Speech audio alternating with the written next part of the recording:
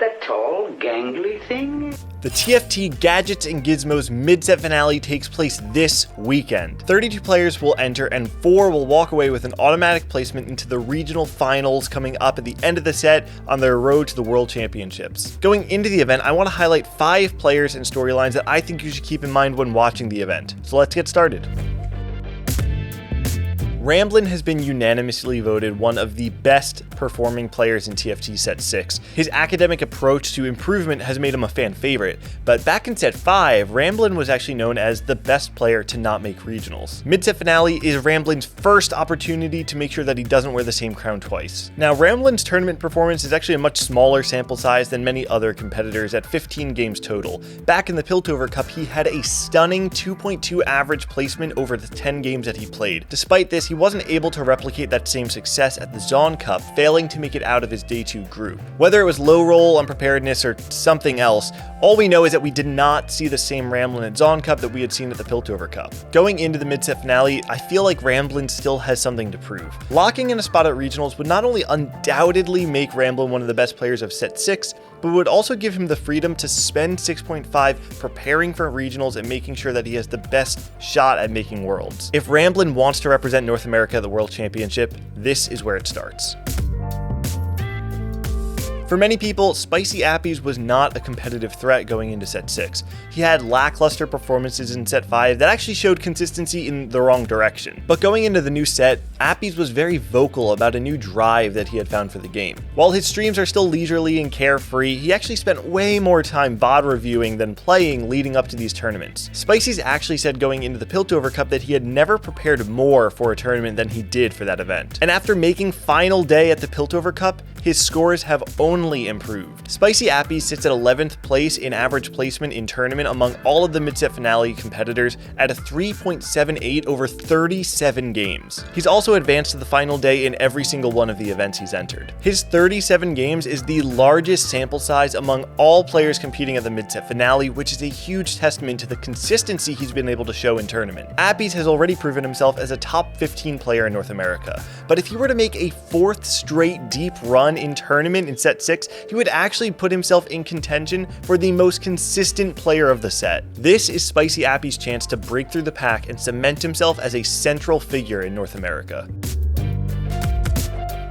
Among the best average placements this set are names that most people would recognize: Ramblinnn, Pokegum, Goobum, Solus, Spencer, and one name that stands out. That player is Broccoli, and he is my dark horse for the event. Broccoli is historically one of the best tournament performers in North America. His resume includes a 1st place finish at the Dawnbringer Cup, a 5th place finish at the Mid-Set Finale for Set 5, a 5th place finish at the Piltover Cup, and a 13th place finish at the Zon Cup.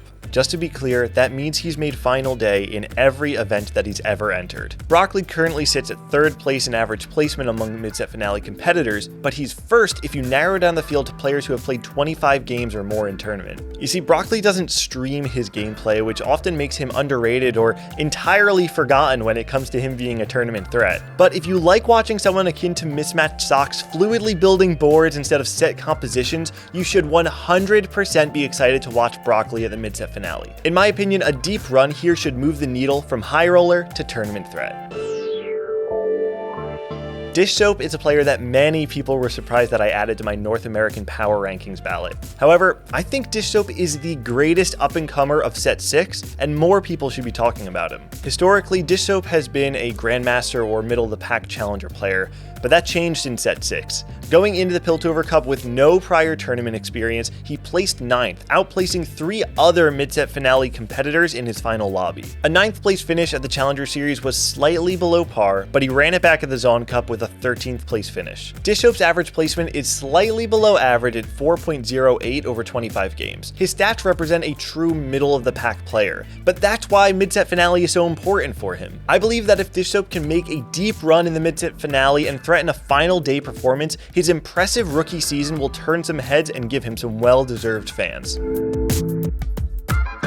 It feels like there's been more discussion about K3 Soju in tournament this set than ever before. Namely, people still believe the memes about Soju's tournament performance, that he can't perform in tournament, he's a ladder warrior, etc. If you watched my video on who I thought was the best North American player, you'd actually see that based on the stats, Soju is at worst middle of the pack and at best one of the set favorites. But this set, Soju's placements have really left people confused. Soju is one of only 14 players to have made final day in every single event that he entered. But despite this, Soju actually has the second worst average placement among all competitors at the mid-set finale, mainly due to his poor performances in day 3 of competition. For Soju, mid-set finale is an opportunity to prove that he's not only one of the best at beating players worse than him, but that he can punish the best players just as hard. If you watched Soju at set 5 regionals, we saw that when Soju cares, he's not only a threat for final day, he's a contender for the title. That is the Soju that we need to see at the mid-set finale. And those are the 5 stories that I want to highlight going into this weekend's event.